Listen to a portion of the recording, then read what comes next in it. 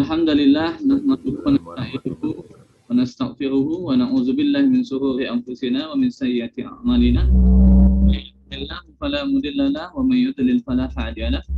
Asyhadu an la ilaha illallah wa la syarika lahu wa asyhadu anna Muhammadan abduhu wa rasuluhu la nabiyya ba'da. Allahumma shalli wa sallim ala sayyidina Muhammad la ali sayyidina Muhammad amma ba'du. Bersyukur kita kepada Allah Subhanahu wa taala atas semua karunia yang diberikan kepada kita semua, sehingga alhamdulillah pada pagi yang insyaallah dirahmati Allah ini, Allah masih memudahkan langkah kita untuk mempelajari sebagian dari tuntunan agama Allah SWT yang terkhusus di dalam bidang fikih muamalah, atau yang lebih kita sempitkan lagi, muamalah maliyah. Bagaimana kemudian cara bermuamalah yang terkait dengan masalah harta. Salawat dan salam semoga senantiasa Allah menimpakan kepada manusia pilihan Allah, baginda Rasulullah Muhammad sallallahu alaihi wasallam. Allahumma shalli ala sayyidina Muhammad wa ala ali sayyidina Muhammad. Teman-teman yang insyaallah dirahmati Allah, para pengusaha dan pedagang, pada kesempatan kali ini kita akan membahas di sesi pertama ini bagaimana kemudian cara membangun bisnis syariah yang terkait dengan fondasi bisnis syariah ya. Apa saja yang kemudian teman-teman harus pahami ketika ingin menjalankan bisnis yang sesuai dengan syariah ya. Kalau kita bicara tentang bisnis syariah, paling tidak ya, itu kita bicara tentang 4 poin pokok dalam bisnis syariah. Jadi kalau teman-teman ingin membangun bisnis syariah, 4 hal ini harus diperhatikan betul dengan baik. Yang pertama itu bagaimana kemudian fondasinya. Ya, fondasi ini dasar bisnisnya. Apa saja yang kemudian harus kita ketahui di awal sebelum kita berbisnis. Ya, sehingga nanti bisnis yang kita lakukan itu betul-betul sesuai dengan tuntunan agama Allah SWT, dan hasilnya nanti kita harapkan berkah. Ya. Nah, di dalam bisnis, fondasi bisnis syariah itu sebenarnya ada banyak hal ya yang harus diketahui dalam bisnis syariah, terutama di fondasinya. Tapi karena pertemuan kita sangat singkat sekali, saya hanya mengambil 2 tema yang terkait fondasi bisnis syariah yang ini wajib teman-teman pahami. Ya. Wajib betul untuk dipahami agar nanti bisnisnya itu bisa berjalan dengan tuntunan Allah SWT. Yang pertama, kita harus memahami konsep harta dan kepemilikan di dalam Islam. Yang kedua, hukum syara. Ya, hukum syara ini nanti di situ ada hukum taklifi dan ada nanti hukum wad'i. Ya. Yang kedua, bagaimana cara membangun perusahaan yang sesuai syariah. Ya. Ketika kemudian zaman sekarang ini perusahaan-perusahaan yang ada atau bentuk usaha-usaha yang ada itu rata-rata semua produk dari kapitalisme, ya, tidak berasal dari Islam. Sehingga kita harus tahu bagaimana Islam kemudian mengatur terkait cara pendirian perusahaan itu. Ya. Di situ kita akan bahas nanti bentuk perusahaan yang ada saat ini, kemudian konsep di dalam Islam itu ketika membangun perusahaan itu seperti apa. Ya. Kemudian terkait dengan permodalan syariah, bagaimana kemudian kita mendapatkan modal ketika ingin mengembangkan bisnis yang sesuai dengan syariah. Ya, di situ ada, saya cantumkan ada 6 ya, ada dain, ada qard, rahan, murabahah, mudharabah, dan musyarakah. Ini bisa dilakukan menjadi skema-skema untuk mendapatkan modal di dalam bisnis syariah. Kemudian ada transaksi bisnis syariah. Nah, transaksi bisnis syariah ini sangat banyak ya, teman-teman sekalian. Cuman pada kesempatan kali ini di sesi Fantastic for Business Syariah ini kita hanya membahas beberapa hal saja yang terkait ini hal-hal pokok yang biasanya banyak terjadi di dalam kehidupan kita sehari-hari. Ya, di situ ada masalah jual beli, ada bai' as-salam, ada bai' istisna, ada ijarah sewa menyewa, ada wakalah, jualah, dan yang lain-lain. Ya, ini sebagian saja saya cantumkan di sini karena keterbatasan waktu kita. Insya Allah nanti untuk hal-hal yang tidak saya bahas di sini, nanti teman-teman bisa tanyakan pada grup yang nanti akan kita buat pasca kegiatan ini ya. Nanti bisa ditanyakan di situ. Oke, nah sekarang untuk fondasi bisnis syariah yang harus kita pahami di awal itu adalah bagaimana kemudian konsep harta di dalam Islam. Ya, jadi sebelum kita ingin bisnis, kita harus tahu dulu apa yang boleh dibisniskan di dalam Islam dan apa yang tidak boleh. Ya, karena di dalam Islam itu diatur bisnis apa saja yang kemudian boleh dilakukan oleh manusia dan apa yang tidak boleh. Ya, nih. Sebelum itu kita bahas dulu tentang konsep harta atau mal di dalam Islam. Jadi harta atau mal menurut bahasa itu adalah malaktahu min kulli syai'. Jadi yang dikatakan harta di dalam Islam itu adalah apa-apa yang kamu miliki dari segala sesuatu. Itu ya. Nanti bisa dilihat di dalam Kamus Al-Muhit ya, yang ditulis oleh Syekh Al-Fairuz Abadi, juga bisa dicek di dalam Kamus Mu'jam Lughah Al-Fuqaha yang ditulis oleh Profesor Rawas Al-Ahdi. Ini terkait harta. Jadi harta itu apa-apa saja yang kita miliki dari segala sesuatu. Ya, karena nanti harta itu ada yang berbentuk fisik, ada juga yang berbentuk non fisik ya, seperti karya dan segala macam, itu juga termasuk harta. Nah, kalau secara istilah syar'iyyah, harta itu didefinisikan ya, kullu ma yuntafahu bihi ala ayyi wajhi minal wujuh ya. Setiap apa-apa yang dapat dimanfaatkan menurut cara-cara yang dibenarkan syariat ya, maka itu disebut harta. Iyati kasira'i wal ijarah, seperti dia jual beli, wal ijarah sewa menyewa, wal i'arah kemudian pinjam meminjam, wal istikhlaki pemanfaatan untuk konsumsi, wal hibah atau hibah. Ya, jadi secara istilah harta itu setiap apa-apa yang bisa dimanfaatkan menurut cara-cara yang dibenarkan syariah, itu harta. Ya, baik dalam jual beli, sewa menyewa, pinjam meminjam maupun hal-hal yang lain untuk dikonsumsikan atau untuk dihibahkan. Nah, kemudian definisi harta, ya, ini hampir sama dengan yang tadi ya. Kalau Syekh Rawas Al-Ahdi dalam Mu'jam Lughah Al-Fuqaha menjelaskan bahwa setiap apa yang bisa dimanfaatkan dari setiap apa-apa yang dapat dimanfaatkan dari apa-apa yang dibolehkan oleh syariat untuk dimanfaatkan, maka dia harta. Maka harta-harta yang di dalam Islam yang itu tidak boleh untuk dimanfaatkan, maka dia tidak masuk ke dalam kategori harta. Ya, misal khamar misalnya. Khamar itu di dalam Islam dilarang, ya, zatnya. Maka kemudian khamar itu tidak bisa masuk kategori harta. Ya, maka tidak boleh juga kemudian melakukan tindakan tasarruf, tindakan hukum terhadap khamar itu. Ya, jadi khamar itu tidak boleh diminum, tapi juga tidak boleh ditasarrufkan, tidak boleh dijual, tidak boleh diberikan, tidak boleh dihibah dan segala macam. Ya, begitu juga misal harta-harta riba, ya, harta-harta dari aktivitas riba itu juga tidak bisa dimasukkan ke dalam kategori harta, karena itu bukan harta. Jadi yang harus dipahami dalam konsep harta itu adalah apa-apa yang diperbolehkan oleh syariat untuk dimiliki dan dimanfaatkan, maka itu adalah harta. Maka di luar itu bukan harta.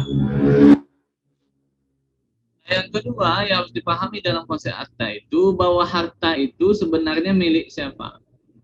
Ya. Maka di dalam Islam terkait dengan konsep harta itu ada namanya konsep istikhlaf. Ya. Konsep istikhlaf itu apa? Ya, jadi di dalam Islam itu harta, dan ini menjadi pembeda nanti pandangannya dengan beberapa kemudian ideologi lain terkait dengan masalah harta. Ya. Kalau kemudian di dalam kapitalisme dikatakan bahwa harta itu milik semua orang, siapa saja bebas untuk mendapatkan apa saja dan sebanyak apapun. Begitu juga dalam sosialisme. Di dalam sosialisme semua orang secara individu tidak boleh memiliki apapun kecuali yang diperbolehkan oleh negara untuk memiliki. Ya, nah ini perbedaannya. Nah, jadi secara konsep di dalam Islam ketika bicara tentang harta, ya, harta di dalam Islam itu konsepnya istikhlaf atau hanya amanah atau hak untuk menguasai saja. Ya. Yang pertama, jadi konsep istikhlaf itu ada dua prinsip yang harus dipahami. Yang pertama itu bahwa harta itu sebenarnya atau secara hakikatnya adalah milik Allah. Ya, jadi harta itu bukan milik kita, tapi adalah milik Allah. Nah, ini yang harus dipahami lebih dahulu. Ya. Misal di dalam surah An-Nur ayat 3 Allah katakan wa atuhum mimmalillah, ya, dan berikanlah kepada mereka sebahagian mimmalillah, harta Allah. Ya. Jadi ayat ini menegaskan kepada kita bahwa pemilik sesungguhnya harta itu adalah Allah. Ya. Allazi atakum, yang dia karuniakan kepadamu. Nah, ini konsep istikhlaf. Pemilik sebenarnya harta itu adalah Allah, bukan kita. Ya. Yang kedua, setelah Allah menjelaskan bahwa harta itu adalah milik Allah, atau misalnya di dalam ayat lain dikatakan walillahi ma fis samawati wa ma fil ard. Di dalam ayat lain ditambahkan wa ma bainahuma. Dan milik Allah lah apa yang ada di langit dan apa yang ada di bumi, wa ma bainahuma, dan apa-apa yang ada di antara keduanya, langit dan bumi. Ya. Nah, jadi semua harta yang ada di alam semesta ini, ya, baik yang ada di dalam tanah maupun di atas tanah, ya, maka semuanya adalah milik Allah. Ya. Kemudian Allah kemudian menjadikan atau menyerahkan milik Allah tadi kepada manusia. Tetapi penyerahan kepada manusia ini penyerahan yang bersifat amanah, ya, atau hanya untuk dikuasai saja. Tetapi manusia bukan pemilik sebenarnya. Ya. Maka misalnya di dalam surat Al-Hadid ayat 7 dikatakan wa anfiqu mimma ja'alakum mustakhlafina fi. Nah, ini konsep istikhlaf tadi ya. Kata-kata mustakhlafina fi, nah ini menunjukkan bahwa harta itu konsepnya adalah istikhlaf atau hanya menguasainya saja. Ya. Kata Allah, dan nafkahkanlah mimma ja'alakum, sebagian dari hartamu yang Allah telah menjadikan kamu mustakhlafina, untuk menguasainya. Jadi harta yang kita miliki itu bersifat amanah yang Allah hanya mengizinkan kita untuk menguasai saja. Ya. Maka implikasi dari konsep istikhlaf di dalam Islam ini berarti segala peraturan terkait dengan masalah harta wajib kemudian tunduk ke bawah syariat Allah. Jadi sederhananya ketika kita ingin memiliki harta, karena pemilik harta ini adalah Allah, maka kita harus bertanya kepada Allah lebih dulu. Ya Allah, saya mau bisnis. Bisnis apa? Bisnis A. Apakah ini dibolehkan ya Allah? Maka ditanyakan. Ya. Maka ketika di situ ada izin Allah melalui syariat Islam untuk membolehkan aktivitas bisnis yang kita lakukan, maka kemudian baru kita boleh melakukan. Ya. Kalau kemudian itu dilarang Allah di dalam syariatnya untuk dilakukan atau untuk diperoleh, maka itu kemudian tidak boleh kita lakukan. Maka teman-teman para pedagang dan pengusaha, ya, ketika ingin melakukan bisnis, yang harus kemudian dilakukan lebih dulu ditanya, apakah syariat Allah atau aturan Allah membolehkan saya untuk bisnis itu? Ya, atau kalau sudah boleh, bagaimana caranya? Baru kemudian kita menjalankan bisnis. Ya. Kenapa? Karena para ulama menjelaskan salah satu kewajiban dari pedagang dan pengusaha itu adalah memahami ilmu fikih muamalah atau muamalah maliyah. Ya. Bahkan di zaman Umar bin Khattab, orang-orang yang kemudian tidak menguasai fikih muamalah atau tidak memahami masalah riba, maka dia kemudian tidak boleh berdagang di pasar Madinah. Ya. Kenapa? Karena siapapun yang tidak memahami syariat Allah khususnya dalam masalah harta, pasti dia akan jatuh ke dalam riba. Ya. Nah, ini peringatan Allah dan Rasulnya di dalam hadis-hadis dan peringatan para sahabat agar kemudian para pedagang itu betul-betul belajar ilmu sebelum bisnis. Ya. Jadi jangan dibalik. Bisnis dulu baru ilmu, itu salah. Ya. Kenapa? Karena bisnis di dalam Islam itu terkait dengan halal dan haram. Ya. Nah, itu konsep istikhlaf. Ya. Dari konsep istikhlaf tadi kita jadi paham bahwa kalau kita mau bisnis, ditanyakan dulu mana yang kemudian boleh dan mana yang tidak boleh dibisniskan. Nah, setelah kita paham konsep harta, kita masuk ke dalam konsep kepemilikan. Nah, ternyata di dalam Islam itu kepemilikan kita terhadap harta itu sudah diatur, ya. Harta mana saja yang boleh dan harta mana saja yang tidak boleh untuk dimiliki. Ya. Kita bicara tentang kepemilikan dulu. Mana yang boleh kita miliki di dalam harta, ya. Apa definisi kepemilikan itu? Ya.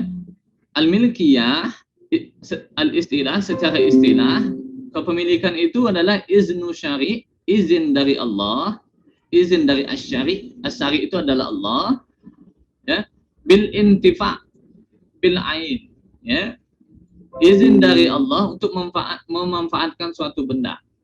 Nah, jadi yang namanya kepemilikan itu adalah iznun syari' bil intifa' bil ain. Ya, izin dari Allah untuk memanfaatkan suatu benda. Ya. Maka benda-benda apa saja yang kemudian boleh dimiliki, mana yang tidak boleh dimiliki, ini tergantung dari izin Allah. Nah, secara istilah, ya, secara istilah al-milkiyah itu bermakna bahwa ittisalun syar'iyyun bainal insan, ya, hubungan syariah antara manusia wal baina syai'in yakun, terkait dengan sesuatu atau harta, yakunu mutlaqan litasarruf, ya, yang memberikan hak mutlak kepada orang itu untuk mentasarufkan atau memanfaatkan, ya, fihi, memanfaatkan harta tadi, ya, wahadizan min tasarruf ghairihi fihi, atau untuk mencegah orang lain memanfaatkannya. Jadi yang namanya kepemilikan itu adalah hubungan antara syariah dan manusia, ya, dengan harta, yang kemudian nanti syariah itu memberikan hak kepada manusia itu untuk memanfaatkan atau untuk melarang manusia lain untuk menguasainya atau memanfaatkannya. Nah, di dalam Islam kepemilikan itu dibagi menjadi 3, ya. Artinya ada 3 bagian atau pembagian harta-harta yang boleh dimiliki, ya. Yang pertama namanya kepemilikan individu atau milkiyah fardiyah. Yang kedua kepemilikan umum atau milkiyah ammah. Yang ketiga adalah kepemilikan negara, milkiyah ad-daulah. Jadi syariat Islam, ya, itu menjelaskan harta apa saja yang hanya boleh dimiliki oleh individu. Ya. Harta apa saja yang itu tidak boleh dimiliki oleh individu, tapi menjadi hak orang secara umum, ya, hak manusia secara berserikat bersama-sama, dan harta apa saja yang kemudian menjadi milik negara. Ya. Nah, 3 kerangka kepemilikan ini menjadi aturan di dalam Islam terkait harta mana saja yang boleh untuk dikuasai atau dimiliki. Nah, yang boleh kemudian dimiliki atau masuk ke dalam pasar atau masuk ke dalam wilayah bisnis itu hanya 1. Dari 3 kepemilikan ini, hanya 1 yang boleh masuk wilayah bisnis. Hanya yang masuk dalam kategori milkiyah fardiyah atau kepemilikan individu. Untuk kepemilikan umum dan kepemilikan negara ini tidak boleh masuk ke dalam ranah bisnis. Ya, jadi kalau pengusaha, pedagang ingin bisnis itu di sini saja. Ya, bisnis itu hanya boleh dilakukan di barang-barang atau harta-harta yang boleh dimiliki secara individu. Tapi kalau itu masuk dalam kepemilikan umum, maka dia haram untuk dibisniskan. Jadi teman-teman yang ingin bisnis tidak boleh buka bisnisnya di wilayah kepemilikan umum. Ya, begitu yang dijelaskan oleh Syekh Safiuddin An-Nabhani di dalam kitab An-Nizam Al-Iqtisadi fil Islam. Juga nanti teman-teman bisa lihat di dalam kitab yang ditulis oleh Syekh Husain Abdullah di dalam kitabnya Dirasat Al-Fikri Al-Islami. Ya. Nah, sekarang kita akan masuk apa saja yang kemudian boleh dimiliki oleh individu. Ya, apa saja yang boleh teman-teman bisniskan. Ya. Milkiyah fardiyah dia iznun syari', ya, bil fardi adalah izin Allah kepada individu bil intifa' bil ain, ya, untuk kemudian memanfaatkan benda. Jadi izin ini diberikan kepada individu untuk memanfaatkan benda, ya, baik menjual, menghibahkan, menyewakan atau yang lain-lainnya. Apa barang-barang atau contoh yang boleh, ya, untuk dimiliki, ya, oleh individu seperti misal rumah, mobil, uang, ya, atau hal-hal yang lain yang itu dibolehkan oleh syariat untuk dimiliki oleh individu, ya. Nah, oke, sebelum masuk situ, nah, jadi teman-teman, apa saja yang kemudian barang-barang yang boleh dimiliki secara individu, maka barang-barang itu boleh dibisniskan. Ya. Kalau barang itu tidak boleh dimiliki oleh individu, maka dia tidak boleh dibisniskan. Kita masuk ke kepemilikan umum. Ya. Kalau tadi adalah kepemilikan individu, di mana syariat memberikan izin kepada masing-masing individu untuk kemudian melakukan bisnis atau memiliki harta itu atau memanfaatkan harta itu. Nah, sekarang kita masuk kepada harta umum, ya. Benang merahnya terkait harta umum ini, harta apa saja yang masuk ke dalam kepemilikan umum ini tidak boleh dibisniskan. Atau teman-teman tidak boleh masuk di sini untuk wilayah bisnis. Ya. Apa itu kepemilikan umum atau milkiyah ammah? Al-milkiyah ammah hiya iznun syari' lil jamaah. Nah, perhatikan ya. Kepemilikan umum itu adalah izin dari asy-syari' Allah lil jamaah kepada komunitas atau kelompok atau manusia secara umum, secara bersama-sama, ya, bil intifa' bil ain, ya, untuk memanfaatkan harta.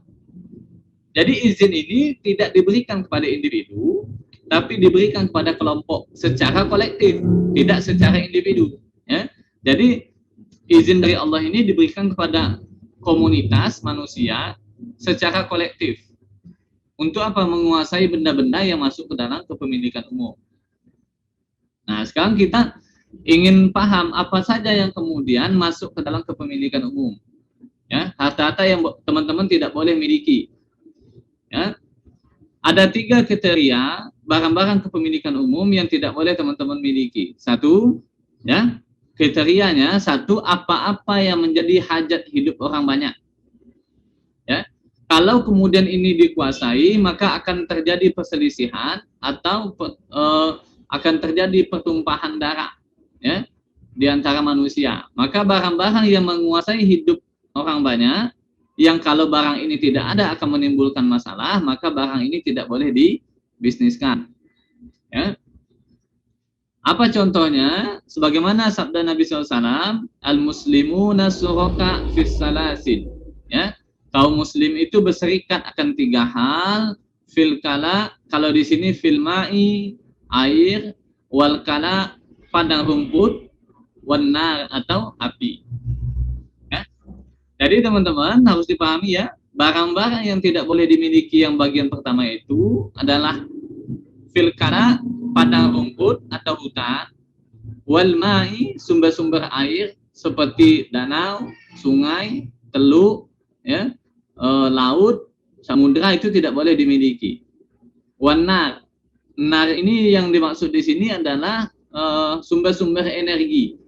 Jadi teman-teman itu tidak boleh bisnis minyak, bisnis batu bara, ya, tidak boleh kemudian bisnis sumber-sumber energi yang lain tidak boleh.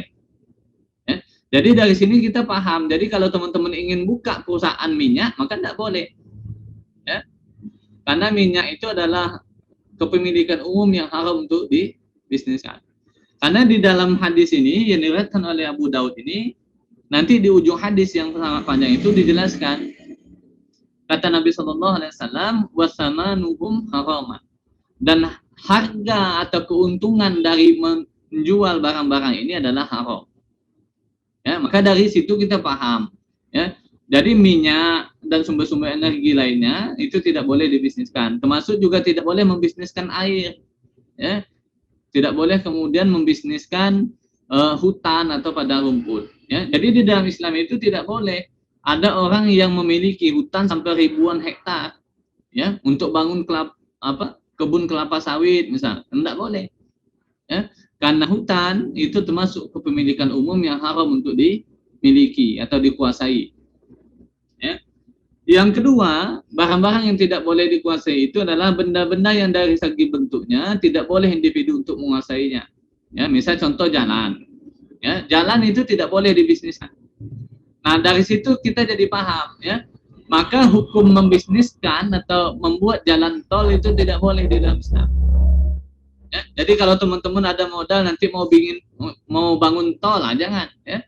Karena membangun jalan atau membisniskan jalan itu tidak boleh di dalam Islam. Ya, maka hukum jalan tol itu juga haram. Ya, karena jalan tol itu adalah kepemilikan umum dan dia tidak boleh dibisniskan. Ya, jadi harus free. Kemudian jembatan, sungai, danau, dan yang lain-lainnya, ya, maka itu juga tidak boleh dimiliki. Ya. Kemudian yang ketiga, tambang-tambang yang dalam kapasitas besar. Ya, misal ada tambang emas, ya, dan tambang tembaga, itu tidak boleh dimiliki. Ya. Maka dari situ kita paham tidak boleh menyerahkan tambang-tambang kepada swasta, tidak boleh juga menyerahkan kepada individu, apalagi swasta asing. Tidak boleh. Nah, di dalam Islam itu tambang-tambang dalam jumlah besar itu adalah milik manusia secara umum, milik umat, dan tidak boleh kemudian dibisniskan. Ya. Sebagaimana misalnya hadis Abiyad bin Ahmad, ya, ketika Rasulullah kemudian pernah memberikan tambang, salah satu tambang garam kepada salah satu sahabat yang meminta, kemudian Nabi SAW menarik kembali tambang garam itu karena tambang garam itu jumlahnya besar. Ya. Tapi kalau misal tambang-tambang itu kapasitasnya sangat kecil, maka dia boleh dimiliki oleh individu. Ya. Tapi kalau jumlahnya besar, dia tidak boleh dimiliki oleh individu. Nah, jadi 3 itu ya, aturan kepemilikan umum. Barang-barang yang tidak boleh dimiliki, 1, barang yang menguasai hajat hidup orang banyak. 2, barang-barang yang memang dari segi pembentukannya itu tidak membolehkan individu untuk menguasainya, ya, seperti jalan dan jembatan. Yang ketiga, tambang-tambang dalam kapasitas besar. Nah, 3 jenis barang ini tidak boleh masuk ke dalam bisnis. Artinya apa? Teman-teman ketika ingin bisnis itu tidak boleh di wilayah ini. Ya. Kalau saya mau bangun kelapa sawit, boleh Ustadz, kebun kelapa sawit. Jumlahnya 100.000 hektar, tidak boleh. Berarti teman-teman mengambil wilayah hutan yang bukan milik pribadi. Ya, itu milik umum, tidak boleh dikuasai. Ya, maka jadi dari sini kita paham, berarti membangun perusahaan kelapa sawit dalam jumlah besar, nah itu hukumnya haram. Kenapa? Karena merampas kepemilikan umum. Ya. Nah, itu kepemilikan umum. Yang berikutnya kepemilikan negara. Ya. Apa yang kemudian dibolehkan oleh syarak untuk negara menguasainya. Jadi di dalam Islam itu Allah telah mengatur apa yang boleh dimiliki oleh individu, oleh umum, dan apa yang menjadi hak negara. Jadi kas negara itu dari mana diambil? Nah, itu dari sini, dari konsep kepemilikan ini ya. Sehingga Islam itu mengatur apa yang menjadi sumber dari kas negara dan bagaimana kemudian negara mengeluarkannya. Nah, itu diatur di dalam Islam ya. Apa itu kepemilikan negara atau milkiyah ad-daulah? Milkiyah ad-daulah hiya kullu mal yakunu tasrif fi mawqulu lil khalifah. Ya. Setiap harta yang pengelolaannya itu diserahkan pada khalifah atau amirul mukminin atau penguasa kaum muslimin ya. Di situ misal ada jizyah, ada ghanimah, ada kharaj, ada daribah dan yang lain-lain ya. Termasuk di situ nanti ada zakat dan yang lain-lain. Ya. Nah, harta-harta ini menjadi pemasukan negara dan menjadi kas negara untuk menjalankan negara. Ya. Jadi kalau nanti milkiyah ad-daulah ini kita bicara tentang APBN. Ya. Bagaimana anggaran pendapatan belanja negara itu diatur di dalam syariat Islam. Nah, ini aturannya mengikuti milkiyah ad-daulah. Atau bagaimana negara mendapatkan sumber-sumber penghasilannya. Ya. Maka di dalam Islam itu tidak pernah dikenal seperti pengelolaan negara zaman sekarang ya, yang menjadikan pajak dan utang itu menjadi sumber pokok penghasilan negara. Ya. Tapi penghasilan negara di dalam Islam itu apa yang kemudian dituangkan Allah di dalam kepemilikan daulah, kepemilikan negara. Ya. Ada jizyah di situ. Apa jizyah itu? Jizyah ini adalah iuran wajib yang diberikan oleh kafir zimmi yang kemudian tunduk di bawah kekuasaan Islam. Ya. Dan ini wajibnya hanya untuk orang yang mampu saja. Ghanimah, termasuk juga nanti di situ ada fa'i, ya. Harta rampasan perang itu menjadi sumber kas negara. Kharaj juga model begitu. Ya. Nah, ini menjadi sumber atau kas negara yang dengannya negara kemudian menjalankan negaranya dengan uang ini. Nah, itu terkait dengan kepemilikan. Dalam Islam itu dibagi 3, seperti tadi ya. Jadi teman-teman kalau ingin bisnis, pastikan bisnis itu berada di wilayah yang pertama, atau milkiyah fardiyah. Tidak boleh berada di wilayah kedua ataupun ketiga. Nah, itu terkait dengan kepemilikan di dalam Islam. Jadi sederhananya teman-teman, Islam itu telah mengatur apa yang boleh teman-teman miliki dan apa yang tidak boleh. Ya. Jadi kalau ingin bisnis, maka tanya dulu pada syariat, apa yang boleh saya bisniskan ya Allah, baru kemudian bisnis. Ya. Itu pondasi bisnis pertama yang teman-teman harus pahami sebelum berbisnis. Nah, fondasi kedua yang juga paling vital yang teman-teman harus pahami dalam bisnis itu adalah terkait hukum syara atau hukum syariah. Ya. Hukum syariah itu apa? Sederhananya hukum syariah itu kalau kita definisikan secara istilah syar'i, ya, yang dikatakan hukum syara itu adalah al-hukmu syar'iyyun huwa khitabus syari', ya, seruan pembuat hukum, huwa khitabus syari' al-muta'allaqu bil af'al, yang terkait dengan perbuatan seorang hamba, ya, al-muta'allaqu bil af'alil ibad, ya. Apa isinya kemudian perbuatan-perbuatan tadi, ya. Jadi hukum syara itu ada yang pertama bil iqtida, ya, ada isinya tuntutan, ya. Nah, dari iqtida ini nanti akan dibagi dua, ya. Ada perintah untuk melakukan, yang ini kita kenal dengan istilah wajib dan sunnah, ya. Ada perintah untuk meninggalkan, ini yang masuk kategori makruh dan haram. Nah, di antara iqtida tadi, perintah untuk melakukan dan meninggalkan, maka ada di situ ada takhyir, ya, ada pilihan. Nah, ini yang kita kenal dengan istilah mubah. Nah, kaum muslimin kalau bicara tentang al-iqtida ini atau bicara tentang hukum taklifi, ya, yang ada 5 itu, kaum muslimin biasanya sudah paham. Tapi yang jarang kemudian diketahui oleh kaum muslimin itu hukum yang kedua nih, ya. Jadi di dalam Islam itu ada namanya hukum al-wada'i atau al-wad'u, ya. Apa hukum al-wada'i ini? Hukum yang terkait dengan kondisi, atau bisa dikatakan hukum wada'i ini hukum yang menghukumi hukum taklifi tadi, ya. Nah, sekarang kita bahas, ya, ini. Jadi hukum Allah itu atau hukum syariat itu atau hukum syara itu yang kemudian aktivitas bisnis atau aktivitas seorang hamba terikat dengan itu ada dibagi menjadi dibagi menjadi 3 secara umum, ya. Yang pertama ada namanya al-iqtida, tuntutan, dibagi 2. Nanti ada talabil fi'li, pekerja tuntutan untuk melakukannya. Di sini nanti masuk yang wajib dan sunnah. Kemudian talabut tarki, perintah atau tuntutan untuk meninggalkan. Di sini masuk yang kategori makruh dan haram. Nah, di antara itu ada kemudian takhyir, pilihan, ini hukum mubah. Nah, selain itu di dalam Islam juga ada hukum wada'i, ya. Hukum wada'i ini jarang diketahui, ya. Di sini nanti ada 5 juga sebagaimana hukum taklifi. Jadi hukum syariat itu dibagi menjadi 2 bagian.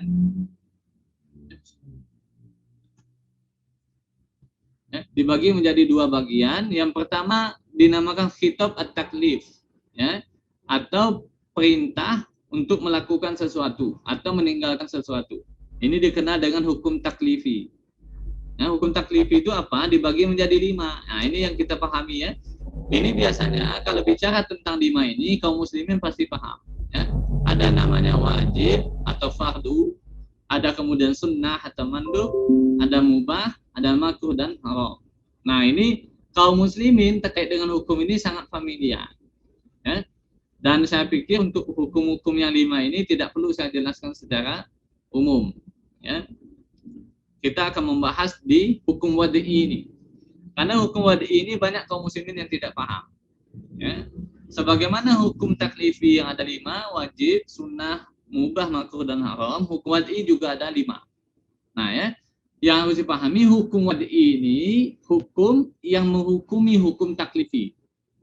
Jadi sebelum kita membahas hukum taklifi, maka kita harus bahas hukum wada'i dulu. Nah, sekarang saya tanya, hukumnya sholat 5 waktu itu hukumnya apa? Silakan teman-teman aktifkan mikrofonnya. Hukum sholat 5 waktu hukumnya apa? Hukumnya wajib. Nah, sekarang pukul berapa sekarang? Sekarang jam 9.21. Kalau hukum sholat, anggap sholat zuhur, ya. Sholat zuhur itu hukumnya wajib. Nah, sekarang kita tanyakan, boleh nggak sekarang kita sholat zuhur? Belum boleh. Kenapa belum boleh, Pak? Belum masuk waktu. Nah, belum masuk waktu zuhur. Nah, belum masuk waktu zuhur itu wilayah hukum wad'i, Pak. Ya, itu yang dinamakan sabab, as-sabab atau sebab. Jadi kenapa sholat zuhur itu wajib? Karena wajibnya itu kalau sudah masuk waktu zuhur. Nah, masuknya waktu zuhur itu sebab. Ya, apa-apa yang menjadikan sesuatu itu kemudian wajib dilakukan. Ya. Kalau tadi kita sholat zuhur hukumnya wajib, maka dia tidak wajib sebelum masuk waktu zuhur. Nah, ini dikatakan sebab. Nah, itu sederhananya ya, contoh. Yang kedua syarat. Syarat itu misalnya contoh seperti ini. Ada kemudian orang sholat tapi tidak berwudu, sah tidak sholatnya? Tidak sah. Kenapa tidak sah? Karena tidak ada wudu. Nah, wudu itu adalah syarat sahnya sholat. Ya, maka kalau hukum wad'inya ini tidak terpenuhi, ya, mau sholatnya itu bacaannya bagus, ya, kemudian bacaannya tartil, khusyuk, ya, tumakninah, tapi syaratnya tidak terpenuhi, maka sholatnya menjadi tidak sah. Ya, karena hukum wad'inya tidak terpenuhi. Ya. Nah, begitu juga hukum wad'i yang ketiga, namanya al-mani. Al-mani itu penghalang. Ya. Bisa contoh, apa yang menghalangi kewajiban orang untuk puasa. Ya, misal contoh yang menghalangi puasa itu adalah haid. Maka orang haid boleh kemudian tidak puasa. Itu namanya mani, penghalang. Atau misal orang gila. Orang gila boleh tidak sholat? Boleh. Ya. Maka dia kemudian dikatakan mani atau penghalang. Ya, yang menghalangi seseorang dari hukum Allah. Nah, yang ketiga azimah ruqsah. Yang keempat azimah ruqsah. Azimah ruqsah itu apa?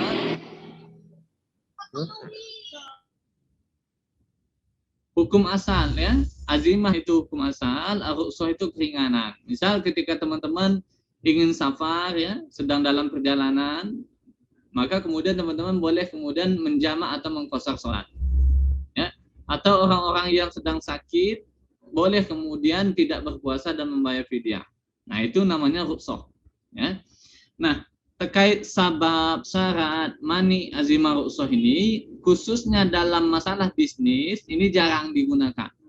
Ya, paling itu ada nanti pembahasan tentang syarat. Ya.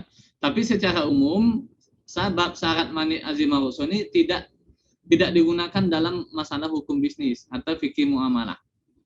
Nah, yang akan banyak digunakan dalam akad-akad bisnis itu satu ini. Ada namanya as-sihah atau sah, al-butlan atau batal, al-fasad atau rusak. Jadi nanti terkait dengan bisnis, yang paling sering nanti ditemukan sah, batal atau rusak. Ya, jadi akadnya ini sah apa tidak? Ya. Kemudian akad kalau tidak sah berarti dia batal. Ya. Kemudian kalau tidak batal berarti dia fasad. Nah, sekarang kita bahas ya, apa yang dikatakan fasad dan sah, batal, dan fasad. Di dalam akad bisnis, ya, apa yang dikatakan sah? Ya, sesuatu akad bisnis atau transaksi itu dikatakan sah, ya, ketika dia memenuhi rukun dan syaratnya. Ya, misal contoh, jual beli. Rukun jual beli itu ada 3. Yang pertama ada al-aqidani, 2 orang yang bertransaksi. Yang kedua ada al-madku alaih atau objek akad mahalul aqdi. Yang ketiga ada sigot akad. Nah, itu hukum jual beli. Kalau salah satu dari hukum jual beli ini tidak ada, maka akadnya menjadi tidak sah. Ya, atau misalnya contoh al-aqidani, 2 orang yang berakad. Ya, 2 orang yang berakad itu di dalam Islam ya ada syaratnya. Orang yang melakukan transaksi jual beli atau secara umum akad-akad bisnis itu diharuskan orang yang berakal. Ya. Maka di dalam Islam tidak sah transaksi jual beli kalau dilakukan dengan orang gila atau dilakukan dengan orang yang kehilangan akal, misal mabuk. Ya. Misal nanti ada ada orang mabuk kemudian tiba-tiba datang ke rumah bapak, ya. Dia punya rumah yang besar, kemudian dia katakan saya jual rumah saya yang besar itu harganya 100.000 saja. Ya, padahal dia dalam kondisi mabuk. Sehingga tidak sah melakukan transaksi jual beli. Nah, maka kalau kita membeli rumah tadi kondisi penjualnya mabuk, maka transaksinya menjadi tidak sah. Ya. Atau begitu juga misal rukun yang lainnya tidak terpenuhi, misal rukun kedua dalam jual beli. Rukun kedua dalam jual beli itu misal al-maqud alaih atau objek akadnya.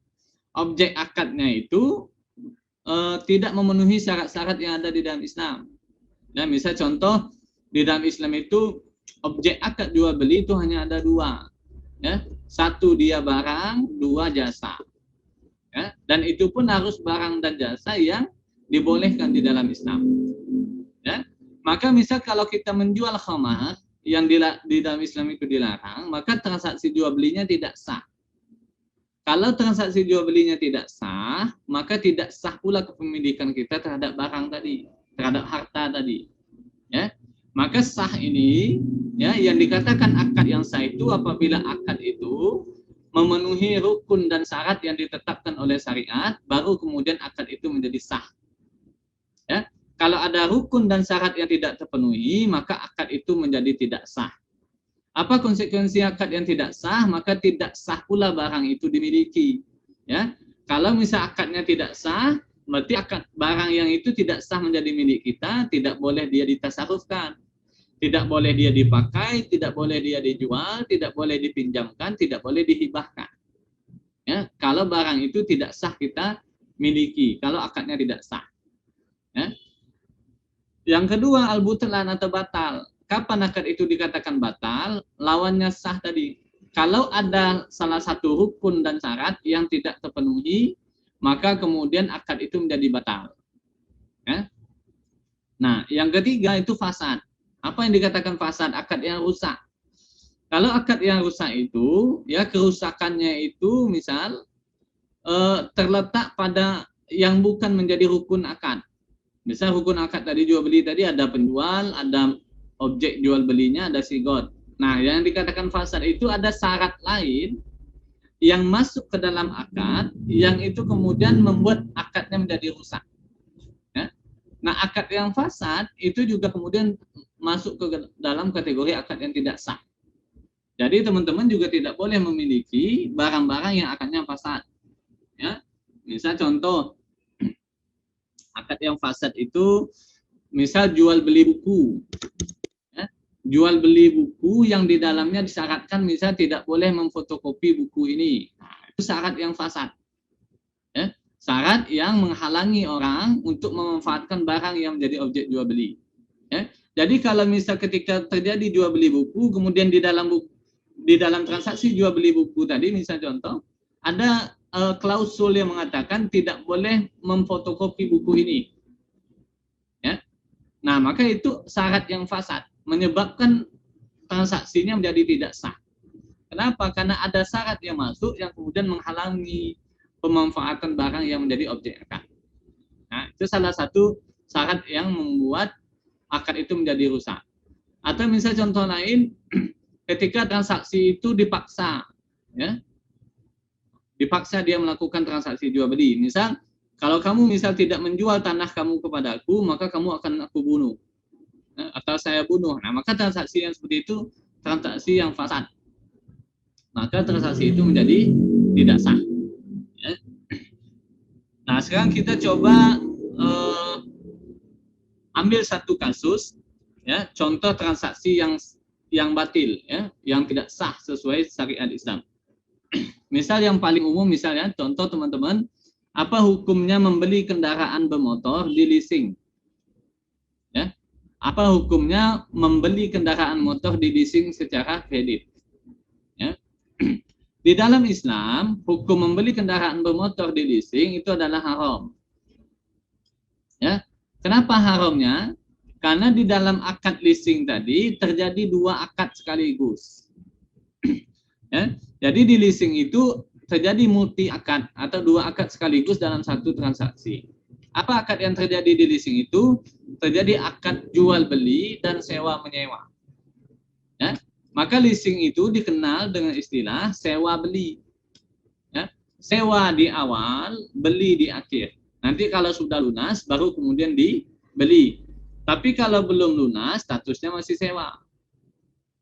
Ya, misalnya contoh, teman-teman kalau beli motor di leasing, kalau ditanyakan itu beli motor atau sewa?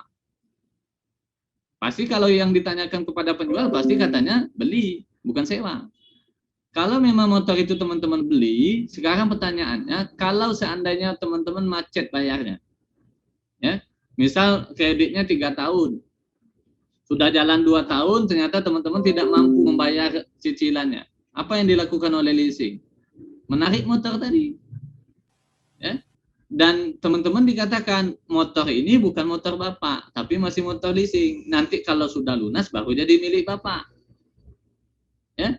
Berarti itu sewa apa beli? Sewa. Kenapa? Karena kalau akad jual beli, kalau telah sempurna akad jual beli itu dilakukan, maka kepemilikan terhadap barang itu langsung pindah. Walaupun pembayarannya masih dicicil. Ya? Nah, kalau dalam sewa menyewa, kepemilikan terhadap barang itu tidak pindah. Yang pindah hanya manfaatnya saja. Ya? Jadi kalau teman-teman beli motor di leasing, kemudian macet bayarnya, maka motor itu ditarik. Dan cicilan 2 tahun itu dianggap sebagai sewa motor. Ya. Nah, tapi di situ juga terjadi akad jual beli. Nah, sekarang anggaplah kalau teman-teman itu menyewa motor di leasing. Nah, kalau akad sewa menyewa atau di dalam Islam dikenal dengan ijarah, akad ijarah itu tidak muqtado akadnya atau konsekuensi akadnya tidak pindah kepemilikan, tapi hanya perpindahan manfaat terhadap barang tadi. Kalau motor itu teman-teman sewa di leasing, pertanyaannya seperti ini. Kalau motor itu pas bayar pajak, yang bayar pajaknya siapa? Teman-teman atau yang leasing yang bayar pajak motornya? Pasti yang beli. Nah, dari situ kita paham ya. Padahal teman-teman menyewa, tapi ketika teman-teman disuruh bayar pajak, kemudian maunya saja bayar pajak. Padahal itu bukan motor kita. Ya. Atau misal kalau terjadi kerusakan dengan motor itu, siapa yang perbaiki? Pasti pembelinya, bukan leasing. Tapi begitu macet, motornya ditarik, dikatakan ini bukan milik Bapak, tapi milik leasing karena Bapak belum lunas. Ya. Jadi kenapa akad jual beli motor di leasing itu haram? Satu, karena terjadi multi akad. Terjadi akad jual beli dan sewa dalam satu transaksi. Ya. Jadi multi akad ini kalau mau diteliti lebih dalam, ini membuat bingung ya, akad multi akad ini. Ya, ini jual beli apa sewa? Ya. Bingung kita. Ya. Nah, misal kalau akad multi akad ini kita praktekkan atau kita terapkan pada kasus yang lain, misal, ya, kita terapkan pada kasus pernikahan, misal. Coba teman-teman bayangkan, ada akad nikah yang itu dilakukan dengan multi akad. Satu akad nikah, satu akad sewa jasa. Ya. Misal ketika istrinya nyuci piring misalnya, nah, kemudian istrinya nanya, misal ayah atau abi, ini nyuci piringnya ini akadnya apa misal? Akadnya akad sebagai istri atau sebagai pembantu rumah tangga? Ya. Kalau sebagai pembantu rumah tangga harus dibayarkan upahnya. Ya, sewa tadi, sewa jasa. Ya. Atau misal ketika istri kemudian memasak, ditanya ini akadnya apa? Akad sebagai istri atau sebagai pembantu rumah tangga? Ya. Sampai nanti misal maaf dalam tanda kutip, ketika sang istri melayani suami, ditanya ini akadnya apa? Akad istri atau akad ijarah? Ya. Jadi kalau multi akad ini, kenapa diharamkan dalam Islam? Karena dia membingungkan. Ya. Karena setiap akad itu punya muqtada akad yang berbeda-beda. Nah, maka akad jual beli motor di leasing itu termasuk akad yang batil. Ya, ini al-butlan tadi. Karena dia akad yang batil, maka tidak sah kepemilikan terhadap barang itu. Maka motor yang kita beli di leasing itu tidak sah dipakai. Kalau dipakai dia haram, disewakan dia haram, dihibahkan dia haram, dipinjamkan dia haram. Kenapa? Karena bukan milik kita. Ya? Karena akadnya tidak sah. Karena konsekuensi akad batil itu tidak sah kepemilikan. Ya? Jadi teman-teman sudah paham ya, konsekuensi dari akad yang sah dan batil itu seperti apa. Ya? Jadi sederhananya, hukum wad'i ini teman-teman, pelanggaran terhadap hukum wad'i itu lebih berbahaya daripada pelanggaran terhadap hukum taklifi.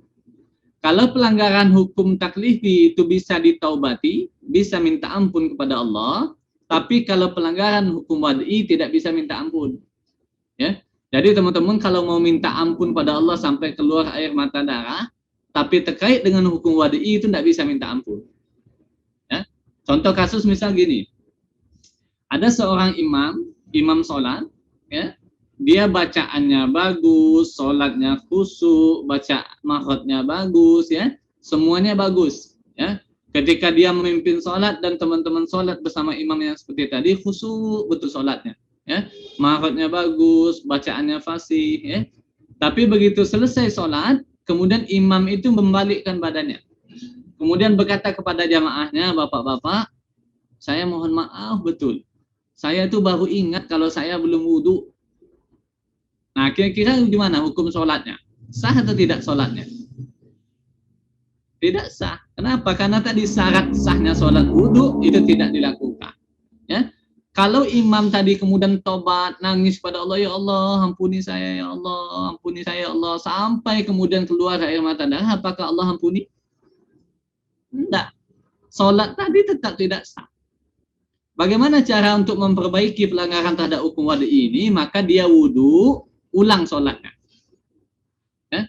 Begitu juga dalam transaksi bisnis, kalau akadnya batal, maka obatnya tidak ada, kecuali mengulang akadnya. Ya. Dihilangkan syarat-syarat yang batal, dihilangkan hal-hal yang kemudian membuat akad itu menjadi batal, maka diperbarui akadnya. Baru kemudian bisa diulang. Ya.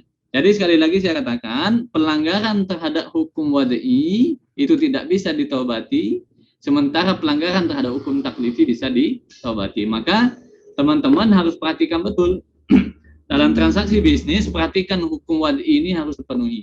Syarat sahnya, rukun sahnya, jangan sampai kemudian akad itu menjadi batil. Kalau akad itu batil, maka tidak sah transaksi yang dilakukan. Itu ya, teman-teman sekalian, peserta Fantastic for Business Syariah, dua materi yang terkait dengan fondasi bisnis syariah. Tadi terkait dengan konsep harta dan kepemilikan, barang apa saja yang boleh teman-teman bisniskan. Yang kedua terkait dengan hukum syara, ya, hukum taklifi tadi, wajib, sunnah, mubah, makruh dan haram, dan hukum wad'i yang harus teman-teman lebih perhatikan lagi, itu terkait dengan sabat, syarat, mani, azimah rusoh, sah, batal, dan fasad. Nah, khususnya dalam transaksi bisnis yang harus teman-teman perhatikan adalah hukum-hukum yang terkait dengan sah, batal, atau fasadnya sebuah akad. Ya.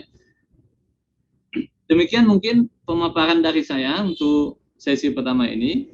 Silakan teman-teman, waktu yang tersisa kita gunakan untuk diskusi. Semoga nanti teman-teman bisa membahas lebih banyak lagi di tema diskusi kita. Silakan bagi teman-teman yang ingin bertanya terkait dengan akad-akad bisnisnya, silakan diaktifkan mikrofonnya, bisa langsung bertanya. Silakan, tafadhol. Bismillahirrahmanirrahim.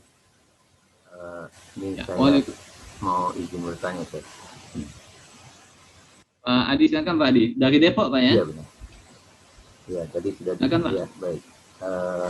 Yang pertama itu tadi ya disampaikan mengenai contoh ya kepemilikan umum ya. Itu bagaimana hukumnya kalau dengan jual beli air aqua atau misalnya yang PDAM itu, PDAM yang yang punya negara ya, atau bisnis-bisnis yang dikelola oleh badan usaha milik negara itu Pak, yang yang terkait dengan jalan tol atau yang iya pokoknya yang dikelola oleh badan usaha milik negara, itu yang pertama. Yang kedua mengenai ini tadi disebut tentang bisnis buku ya, bisnis buku, dan kemudian kalau ada syaratnya membeli buku ini dan ini dilarang untuk difotokopi misalnya gitu ya. Nah, bagaimana kalau itu terkait dengan hak istilahnya, ada hak kekayaan intelektual ya. Dan satu lagi yang ketiga ini mengenai apa yang ya tadi disampaikan, ada jual beli motor dengan apa, dengan itu leasing itu di ini dilarang ya. Nah, hubungannya dengan yang akad IMBT itu Pak, apa yang ijaro apa ijaro Iya, bitamlik. ya, apakah itu juga sama dengan akad yang dilakukan di apa di leasing itu dulu Pak. 3 ya pertanyaan Pak ya. Ini sayang nih nggak tatap muka langsung nih Pak. Kalau tatap muka langsung dapat payung nih, karena 3 pertanyaannya. Oh. Karena online jadi nggak bisa ngirim payung. Boleh. Baik Pak, saya coba jawab ya terkait bagaimana hukum menjual air ya, khususnya PDAM. Ya. Ini Pak mau dilihat lagi. Ya. Jadi di dalam Islam yang terkait tadi ya, anna susuroka fis salasin fil kala wal ma ya. Manusia itu berserikat akan 3 hal ya. Salah satunya itu adalah wal ma, sumber-sumber air ya. Sumber-sumber air yang dimaksud di sini ya, yang di poin ini itu adalah sumber-sumber air yang itu kepemilikan orang banyak Pak. Misal contoh sungai ya, atau kemudian danau atau segala macamnya ya. Maka menggunakan sumber-sumber air tadi sehingga kemudian orang lain terhalangi untuk kemudian memiliki air tadi, maka hukumnya tidak boleh ya. Nah, kalaupun ini dilakukan, misal boleh nggak orang bisnis PDAM itu jual air? Boleh ya. Jadi gini Pak, kepemilikan umum ini ya, walaupun dia kepemilikan umum, tapi dia untuk pengelolaannya itu diserahkan kepada negara. Ya. Jadi di dalam Islam semua kepemilikan umum wajib dikelola oleh negara. Ya. Perhatikan kata-katanya wajib dikelola. Tetapi negara tidak boleh mengambil untung ketika mengelola ini. Ya, karena hadisnya itu di ujung hadisnya dikatakan wasamanuhum haraman. Ya, keuntungan dari pengelolaan ini hukumnya haram. Jadi boleh enggak PDAM itu jual air? Boleh, ya, karena dia representatif negara. Tapi dia tidak boleh kemudian menjualnya itu untuk dapat untung. Ya, saya kasih contoh Pak, minyak. Ya, minyak berdasarkan rilis dari Pertamina, biaya listing minyak itu dari hulu ke hilir, biaya eksplorasinya 1 liter bensin itu menurut Pertamina itu biaya liftingnya itu hanya Rp600 Pak per liter menurut Pertamina. Jadi boleh nggak kemudian Pertamina mengelola minyak? Boleh. Tapi ketika Pertamina menjual itu tidak boleh ngambil untung. Jadi kalau biaya lifting minyak itu adalah 600 untuk liter, Rp600 per liter untuk bensin, maka dia hanya boleh jualnya 600 Pak. Tidak boleh dia jual 1.000. Ya, kenapa? Wasamanuhum haraman. Keuntungannya itu haram. Nah hari ini bensin berapa Pak harganya Pak? 6.700 ya. Berarti udah 1.000 kali lipat negara ngambil untung. Nah itu kalau masuk ke dalam kas negara hukumnya haram. Ya. Karena minyak itu kepemilikan umum sama dengan air. Dia dikelola oleh negara tapi dikembalikan kepada rakyat, tidak boleh kemudian untuk dapat untung.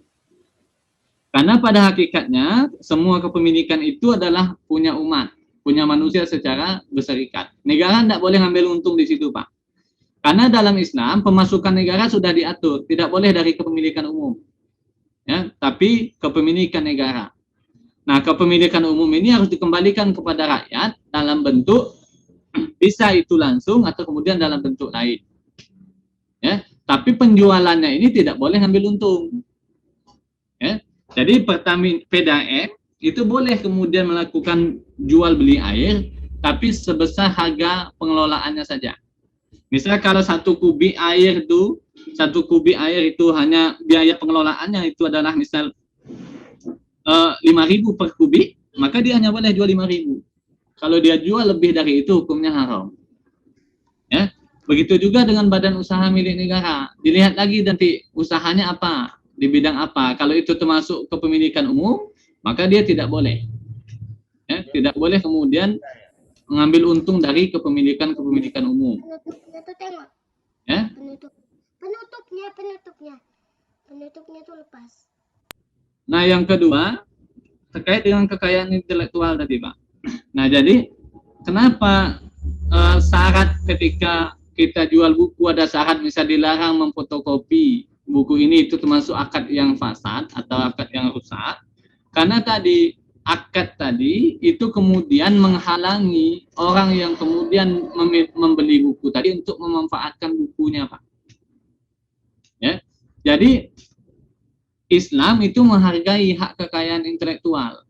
Ya, sebagaimana yang saya jelaskan di awal tadi, yang namanya harta itu tidak hanya apa yang bersifat fisik, tapi juga sesuatu hal yang bernilai. Ya, termasuk tadi harta kekayaan intelektual.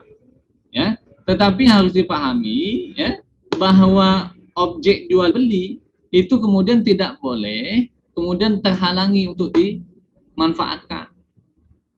Ya, kalau kemudian dia ingin mencetak buku itu jelas tidak boleh, ya. Karena itu haknya pemilik buku, pemilik tulisan tadi. Kalau dia hanya memfotokopi buku itu ya boleh-boleh saja. Dan itu tidak boleh dihalangi. Ya. Tapi kalau dia ingin mencetak buku itu dan mengatasnamakan tulisan itu atas nama tulisan dia, itu tidak boleh. Ya. Nah, itu yang termasuk hak kekayaan intelektual tadi. Ya. Itu yang pertama. Yang kedua, Pak, nah ini masalahnya ya. Ketika kemudian syariat Islam itu tidak diterapkan, ya, maka tadi kekayaan intelektual itu sekarang itu sudah menjadi sesuatu hal yang sifatnya bisnis, Pak. Ya, dulu di zaman kejayaan Islam, ya, ketika para khalifah masih ada, ya, ketika negara Islam itu masih ada, para penulis buku atau para ulama, ya, ketika mereka menulis buku, maka apa yang diberikan penghargaan oleh khalifah, ya. Para khalifah di masa kejayaan Islam, ketika kemudian ada ulama yang menulis buku, maka buku yang ditulis oleh para ulama itu akan diberikan penghargaan oleh khalifah seberat emas. Jadi misal kalau bukunya ada 10 jilid, Pak, beratnya 10 kilo, maka akan diberikan oleh khalifah emas berat 10 kilo. Untuk apa? Untuk kemudian agar ulama itu tidak lagi mikirkan tentang royalti buku. Ya? Hari ini kita hidup di zaman kapitalis, Pak, di mana kemudian para penguasa tidak menghargai tidak mengurusi para ulama, sehingga tadi para ulama kemudian harus mencari nafkah untuk kemudian menghidupinya. Sementara di dalam Islam para khalifah itu memenuhi semua kebutuhan ulama tadi. Ya? Nah, itu bedanya. Jadi Islam menghargai kekayaan intelektual, tapi syarat-syarat yang kemudian bisa menghalangi penggunaan barang tadi, maka itu termasuk syarat yang batil. Ya, gitu, Pak. Ya. Jadi makanya tidak boleh kemudian ada aturan ketika transaksi buku itu tidak boleh memfotokopi. Ya. Karena yang dijual di situ itu, Pak, bukunya, Pak. Jadi yang menjadi objek akad dalam jual beli buku itu bukunya. Dan buku itu tidak bisa dipisahkan dari tulisannya, Pak. Dia satu buku yang dijual, ya, maka syarat yang menghalangi penggunaan buku itu tidak boleh. Ya.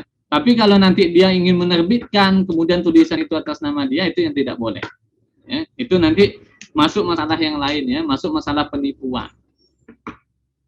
Ya, itu. Yang ketiga, pertanyaan tadi terkait dengan akad leasing, apa hubungannya dengan IMBT? Ya. IMBT ini dengan leasing sama, Pak. Ya. Kalau leasing itu saya katakan tadi akadnya sewa beli, sewa di awal, beli di akhir. Kalau IMBT itu bahasa Arabnya, Pak, ijarah muntahiyah, akad awalnya ijarah sewa menyewa, muntahiyah bitamlik, dengan diakhiri kepemilikan. Jadi akad IMBT itu yang biasa banyak diterapkan di lembaga-lembaga keuangan syariah, itu kemudian akad bermasalah, Pak. Itu yang dikatakan multi akad tadi. Ya. dia sewa di awal, tapi kemudian berakhir dengan perpindahan kepemilikan. Ya, bisa dengan cara jual beli, bisa dengan cara hibah. Ya. Nah ini kalau saya katakan ini akad bermasalah. Kenapa? Sama dengan sewa beli. Ya. Akadnya bermasalah. Ya. Karena nanti bingung kita, Pak, ini sewa atau dibeli gitu. Karena sewa itu beda konsekuensi hukumnya dengan beli. Kalau sewa hanya manfaatnya yang berpindah, kalau beli kemudian hanya kepemilikan juga ikut berpindah. Ya.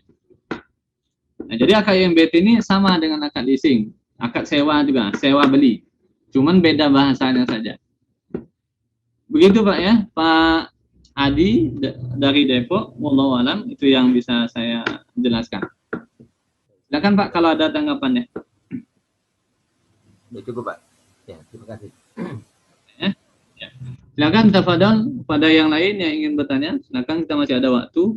Insyaallah kita selesai jam 10.15 ya, karena tadi mulainya telat. Silakan Pak. Pak Ilham mau bertanya dari Bungo? Apa nih bertanya? Nah ini Bang Prima. Assalamualaikum warahmatullahi wabarakatuh. Waalaikumsalam, ya silakan. Sama bagaimana dengan emas tuh kan? Ada sewa beli, ada kredit emas, ada gadai emas gitu. Tapi Dewan Syariah tuh menyetujui itu, Dewan Syariah Nasional, Dewan Syariah MUI lagi SK-nya. Dewan Syariah, BSM Syariah gitu. Ada emang ada izin sewanya kayaknya tuh secara hukum gitu. Gimana hukumnya tuh? Itu aja. Assalamualaikum Yang mau ditanyakan jual beli emas secara kredit ya? Iya ya. Kalau gadai kan ada barang yang dijaga gadai kan. Kalau kreditnya tuh diragukan tuh. Ya, makasih Pak Ilham dari Morobungo. Ya, terkait dengan masalah jual beli emas secara kredit ya. Walaupun sebenarnya nanti akan kita bahas sebenarnya di besok ya. Kesempatan besok ketika kita membahas tentang transaksi bisnis syariah ya. Tapi karena ditanyakan tidak apa-apa. Ya. Jadi terkait dengan jual beli emas secara kredit ya. Saya harus jelaskan ini dulu. Yang pertama, emas itu termasuk barang-barang ribawi. Ya. Sebagaimana hadis dari Abdullah Ubaidah bin Samit, di mana Nabi SAW mengatakan az-zahabu bil-zahabi, ya, emas ketika dia ditukar dengan emas, wal fiddatu bil fiddati, perak ditransaksikan dengan perak, ya, wal burru bil burri, bur atau gandum ditransaksikan dengan gandum, was-sa'iru bis sa'iri, sa'ir gandum kasar ditransaksikan dengan gandum kasar, ya, wa tamru bi tamri, kurma dengan kurma, wal milhu bil milhi, garam dengan garam.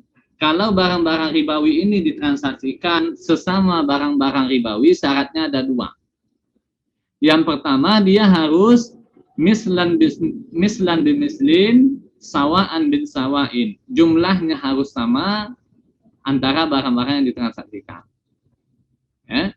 Yang kedua syaratnya yadan bin yadin. Dia harus dilakukan dari tangan ke tangan atau tunai. Ya. Jadi kalau barang ribawi ini ditransaksikan sesama barang-barang ribawi, maka dia hukumnya syaratnya ada dua, jumlahnya harus sama, tidak boleh beda. Yang kedua, harus tunai, tidak boleh tempo atau kredit. Ya.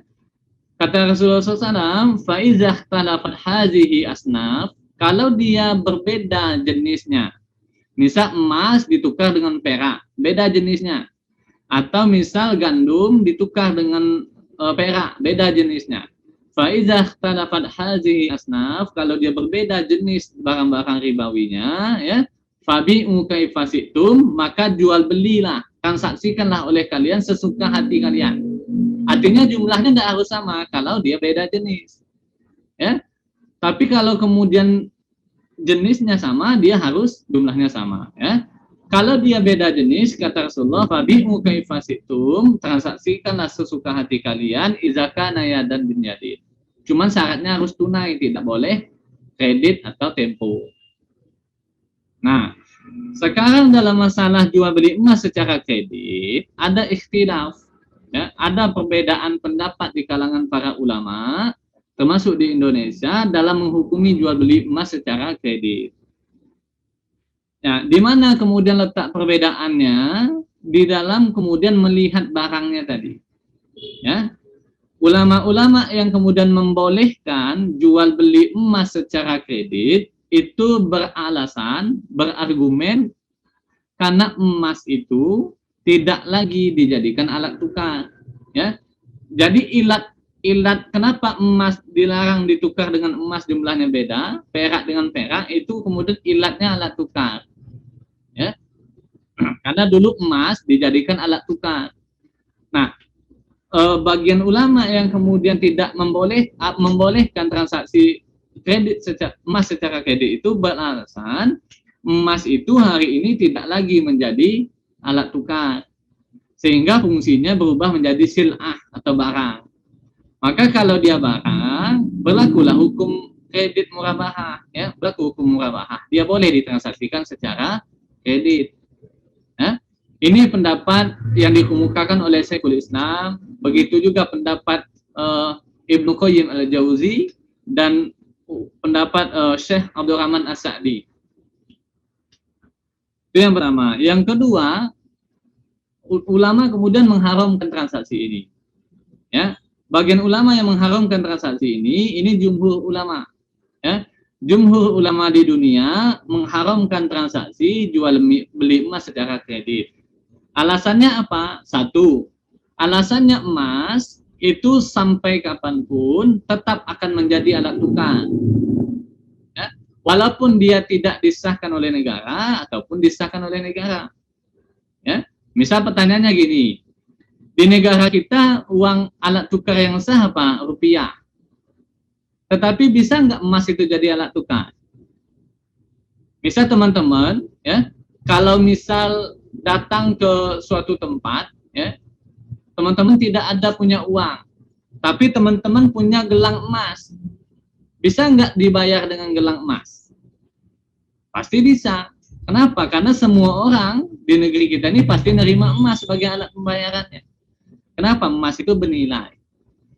Nah, makanya ulama itu kemudian menyimpulkan bahwa sampai kapanpun emas itu tetap bisa menjadi alat tukar. Dan dia tidak akan pernah berubah dari alat tukar. Ya? Sehingga para ulama kemudian mengharamkan jual beli emas secara kredit. Nah, alasan yang kedua, ya, pengharuman jual beli emas secara kredit itu lebih sesuai dengan teks hadis tadi. Ya? Teks hadis yang tadi disampaikan, az-zahabu biz-zahabi wal fiddatu bil fiddati, emas dengan emas, perak dengan perak. Ya, di situ tidak dikatakan oleh Nabi dinar dengan dinar, ya, dirham dengan dirham, ya, tidak dikatakan. Tapi di situ menyebutkan emas sebagai zatnya yang bisa dijadikan alat tukar, ya.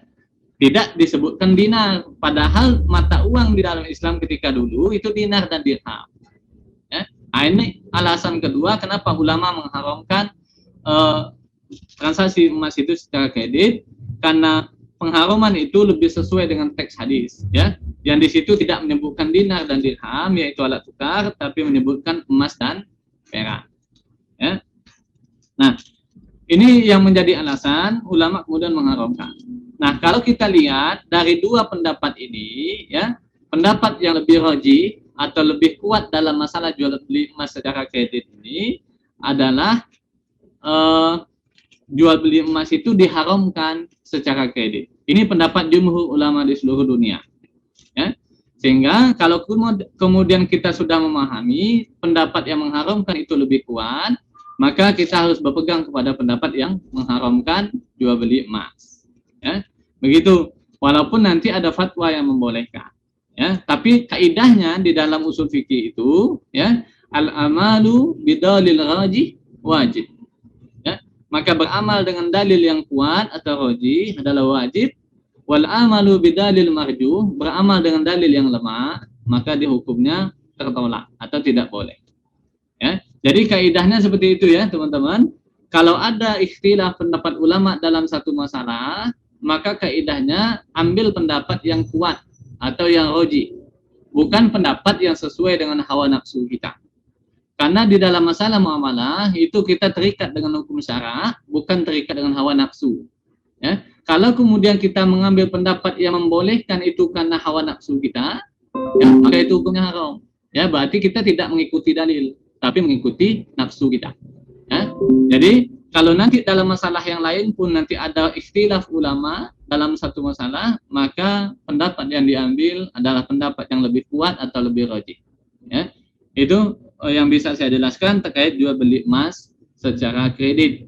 Begitu juga nanti jual beli emas secara online, ya, tidak tunai, itu juga hukumnya haram karena berdasarkan hadis yang tadi. Hukumnya sama. Ya, wallahu alam bisawab, itu yang bisa saya sampaikan terkait dengan hukum tadi. Silakan kalau masih ada yang mau ditanyakan. Assalamualaikum Ustaz. Waalaikumsalam. Ya, silakan Mas Fakir. Tadi kan Ustadz menyebutkan tentang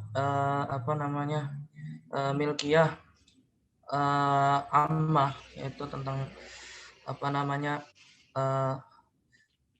kepemilikan secara umum, yaitu air, juga termasuk Ustadz tadi menyebutkan tentang misalnya ada seseorang yang berbisnis atau berinvestasi di bidang persawitan misalnya. Nah, bagaimana jika misalnya ada seseorang yang bisnisnya itu investasi minyak kelapa sawit, atau dia punya perkebunan kelapa sawit, katakanlah 1000 hektar tadi. Tapi dia memberikan retribusi kepada masyarakat sekitar dengan katakanlah baik itu berupa uang maupun pembangunan fasilitas umum yang ada di sekitar perkebunan itu, dan dia juga membayar pajak kepada negara. Apakah itu masih diharamkan? Syukran, jazakallahu khair. Jadi dalam masalah kepemilikan umum, ya, poin yang harus diperhatikan tadi bahwa kepemilikan umum itu harus dikelola oleh negara. Kenapa? Karena kepemilikan umum itu nanti kalau kemudian masing-masing individu dibolehkan untuk mengambil itu sesuka hatinya, maka nanti akan terjadi permasalahan di tengah-tengah manusia. Maka syariat Islam itu mengharuskan atau memberikan hak pengelolaan terhadap barang-barang kepemilikan umum itu kepada negara. Jadi dalam hal ini semua kepemilikan umum, ya, itu kemudian harus dikelola oleh negara, tidak boleh oleh individu. Walaupun nanti dia misal CSR-nya diberikan kepada masyarakat, tidak boleh. Ya. Makanya saya bilang kepemilikan umum itu yang harus mengelolanya adalah negara. Karena negaralah yang di dalam syariat diberikan wewenang oleh Allah untuk mengelola itu dan menyalurkannya kepada masyarakat. Ya, kalau individu nanti akan muncul masalah. Nah, makanya di dalam Islam kepemilikan umum tidak boleh dikelola oleh individu, tidak boleh juga dikelola oleh swasta, dan tidak boleh juga dikelola oleh swasta asing. Nah, walaupun kemudian Islam mengharuskan negara mengelola kepemilikan umum, tapi negara tidak boleh mengambil itu untuk menjadi kas negara. Jadi di dalam Islam itu, di dalam sistem keuangan Islam, ada Baitul Mal. Ya. Di dalam Baitul Mal itu ada bagian-bagian, ada pos-posnya. Nah, salah satu pos yang ada di Baitul Mal itu atau kas negara itu adalah pos kepemilikan umum. Ya. Pos kepemilikan umum itu digunakan untuk apa? Itu dipisahkan. Negara tidak boleh mengambil uang dari pos kepemilikan umum itu. Misal untuk bayar gaji PNS itu tidak boleh dari kepemilikan umum. Ya, Islam telah menjelaskan sumber kas negara tadi jizyah, ghanimah, fai, kharat, dan lain-lain. Ya, itu untuk membiayai negara. Nah, kepemilikan umum itu dikembalikan kepada masyarakat. Nah, makanya di dalam Islam, ya, di sepanjang sejarah Islam itu tidak pernah sama sekali tercatat itu yang namanya kesehatan, pendidikan, keamanan itu bayar, tidak pernah. Ya, maka kita temukan dulu orang sekolah itu gratis. Ya, kalau teman-teman bisa baca universitas pertama di dalam Islam itu ketika mereka memberikan buku yang ada di Baghdad, ya, mereka memberikan pinjaman buku kepada mahasiswa-mahasiswanya itu tidak pakai kalau kita kalau minjam buku itu kan hanya 2, 3 bolehnya. Tapi kalau di dalam Islam itu, di masa kejayaan Islam itu boleh kemudian masing-masing mahasiswa mengambil 100 buku yang ada di perpustakaan dan tidak usah dikembalikan. Dan biaya sekolah juga tidak bayar. Begitu juga biaya rumah sakit. Ya. Kesehatan di dalam Islam itu ketika ada misal warga negara Islam yang kemudian Islam akan diberikan ya ruangan yang terbaik, dokter yang terbaik, ya. Nanti kalau kemudian sudah sembuh dari perawatan itu tidak dikenakan biaya sama sekali. Malah para khalifah di masa lalu memberikan uang kepada pasien tadi yang sudah sakit, yang sudah sembuh, biaya untuk hidup 1 tahun ke depan. Ya. Nah hari ini bisa nggak kita masuk rumah sakit nanti dikasih ruangan terbaik, dokter terbaik, nanti keluar rumah sakit kasih duit nggak? Yang ada dikasih tagihan biaya rumah sakit. Ya. Kenapa dulu Islam bisa memberikan itu? Karena tadi harta kepemilikan umum itu dikelola dan diberikan untuk rakyat. Ya. Bangun sekolah, bangun segala macam itu semuanya gratis. Ya. Makanya nanti kalau konsep beasiswa di dalam Islam itu, beasiswa di dalam Islam itu untuk semua warga negara, tidak lagi melihat kaya atau miskin. Ya. Karena semua warga negara di dalam Islam itu diperlakukan secara adil. Ya, gitu. Jadi kenapa Islam bisa model begitu? Karena kepemilikan umum itu dimasukkan pos khusus dan dikembalikan kepada kepentingan rakyat, ya, bukan untuk kepentingan negara. Ya, dan negara dalam hal ini tidak boleh menjadikan pendapatan dari kepemilikan umum ini untuk dimasukkan ke dalam APBN-nya. Itu ya, Mas Fatir, jawabannya terkait dengan pengelolaan kepemilikan umum tadi. Wallahu a'lam. Silakan kalau Mas Fatir ada yang mau ditanggapi atau ditanyakan, silakan. Nggak ada Ustaz, syukran. Paham ya, cukup ya. Silakan, kita masih ada 6 menit. 1 pertanyaan lagi masih bisa. Silakan kalau ada mau bertanya untuk terakhir.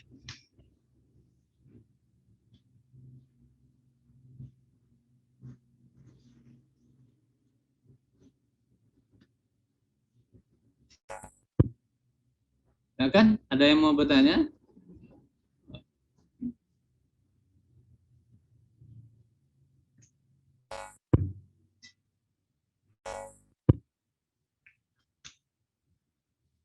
Fasna, Mbak Fasna ada mau ditanyakan?